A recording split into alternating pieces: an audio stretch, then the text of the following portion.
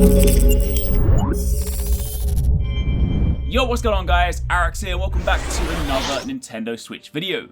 It is finally time. Today is the day that I am officially allowed to open this up, unbox it, take a close look at the console, boot it up, and of course show that to you guys. So that is exactly what we're going to do. If you do enjoy this, then a like would be super appreciated. Comment down below if you have any questions, but let's not waste any time. So first up, as soon as you open up the flap, the first thing you'll see, besides the console and the Joy-Cons itself, is this very quick setup guide down below. Basically tells you how to charge the system. Of course, you plug the USB cable into the bottom of the console, and it also tells you how to detach the Joy-Cons. But I already know that, so let's skip past that. And of course, on the top are the Joy-Cons on the left.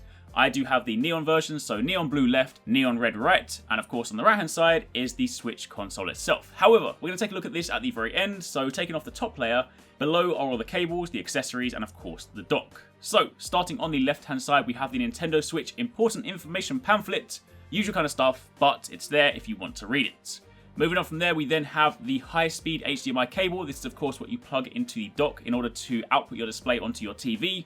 I'll show you guys later on how to actually attach that, but this comes in the box, so if you don't have one, then very handy. After that, we then have the AC adapter. This is a USB-C plug. So on one side, you have a USB-C cable. The other side is, of course, your plug.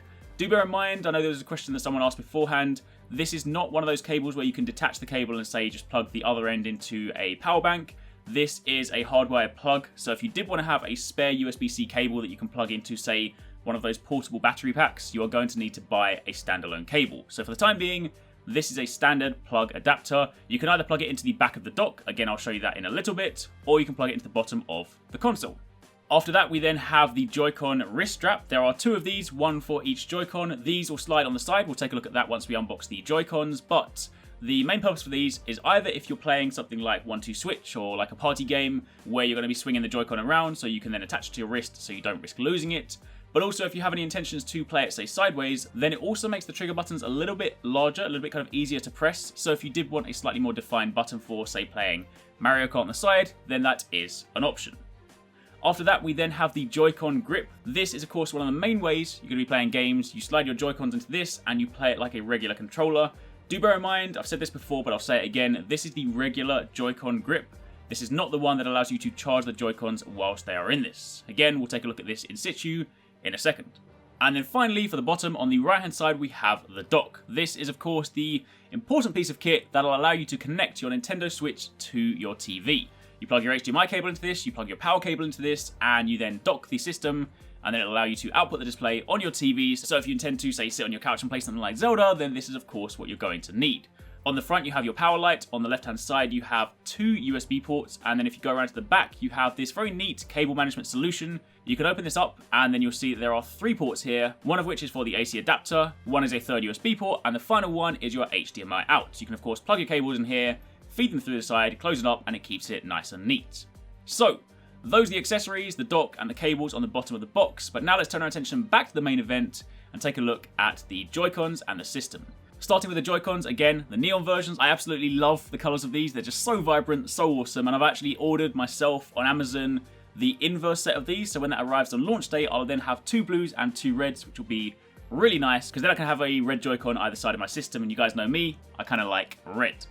Now, of course, the left Joy-Con has your analog stick, it has your directional buttons, the bottom button is your screenshot button, and you of course have the minus button, which is one of your options buttons, and you then have your triggers on the top. The analog sticks for this, they are actually really comfortable. They're not like, say, the slide pads you got on the 3DS, nor are they tiny joysticks like you have on, say, the PS Vita. They're actually a really good size. I'd say they're probably a little bit smaller than that of, say, the Pro Controller, but they are definitely very nice to use. You can click them in as well, so they're kind of super tactile, and they do feel like the sort of thing that you could use for extended periods of time without them getting uncomfortable. So, very good joystick, something that is super good. Of course, on the right-hand side, you have the other Joy-Con. This one has the A, B, X, and Y buttons on the top. Again, you have your plus options menu button. Below that, you have your staggered analog stick, and then at the very bottom, you have the home button. So if you want to, jump back from your game to the home menu, then that is what you use. And you can also hold down this button to access the quick menu that allows you to change, say, flight mode and put the console to sleep. So, those are the two Joy-Cons. Very comfortable to hold, very good pieces of tech. If you guys have a chance to sort of test out any of the mini games and things like 1-2 Switch, you really get a sense for exactly what these kind of things can do. But either way, very nice controllers. So, now that we have them out, let's take a look at them with some of the accessories. So first up, the Joy-Con strap. Of course, you can slide that on the side. The main reason for this, as I mentioned, is of course if you're going to be playing, say, party games, then you can attach them to your wrist and there's no risk of losing them. But, as I also mentioned, if you look at them on the side, they do accentuate the buttons a little bit more, so if you do want to press the shoulder buttons, then it's a little bit more comfortable to hold with the strap attached than it is just the regular Joy-Con. And if you then flip it over, this is a running theme for any accessory, whether it's connected to the system, the Joy-Con mount, or the straps here. On the back is a button, you hold this down, and this basically allows you to disconnect any of the accessories. So press that, slide the strap off, and you're then good to go. Then turning our attention to the JoyCon Grip. Again, as mentioned, this will be one of the main ways you play your games. You slide these in either side and you then have a very comfortable controller. This is very similar in size to that of a Pro controller. I don't actually have the Nintendo Switch Pro controller to hand, but to give you guys some size comparisons, this is the Wii U Pro controller, this is an Xbox controller, and this is a PS4 controller. So still a very good size, perhaps a tiny bit smaller, but it's super comfortable to hold, and of course for those long gaming sessions, this is definitely how you're going to want to play. Something else worth bearing in mind, because of course this is not the JoyCon Grip that can charge the Joy-Cons, they do have a 20-hour battery life individually, so each of the Joy-Cons left and right will last for 20 hours. So provided you take a break at some point during that 20-hour gaming session and reconnect them to the system, or at least plug in the USB-C cable if you're playing in portable mode, then they will recharge themselves. So you'll generally speaking very rarely be in a situation where they do run out of battery, so I wouldn't necessarily say the charging Joy-Con Grip is mandatory, at least not at launch. I'd say go with what you've got in the box, test it out. If you do encounter situations where you do play for say 24 hours straight and you do run out of battery, then you might want to invest. But for the time being, this is a very comfortable accessory. So, now let's turn our attention to the console. This is of course the Nintendo Switch itself. Everything is in here, and this is where you're going to be playing all of those awesome games. Of course on the front, while this might not have been demonstrated too much, this is indeed a touchscreen, so you can of course use it like that as well. But on the bottom we have the USB-C charging port, so again you can plug a cable directly into this. On the top, we then have the power button, the volume adjuster, and then on the right-hand side, we have a headphone jack port, standard 3.5mm jack, and a slot for your game card. You open this up here, and you slot it in the top. If you then turn around to the back, we have a kickstand, so if you want to open this up and stand it up so you can just sort of, play on your table and have the Joy-Cons free, then that is an option. But also if you intend to expand the internal storage with a microSD memory card, then that also goes in behind the kickstand. The Nintendo Switch also supports microSD XC, so if you do want to get one of those beefier cards that has, say, 120 gigabytes or 250 gigabytes of storage, then you can use those too. In fact, while you can't technically buy these just yet, the system does support SDXC up to 2 terabytes, so when they do eventually go on the market, 2 terabyte SDXC cards, then you could buy those. Pretty pricey, yes, but it's an option. And one last thing worth mentioning, the kickstand on the back.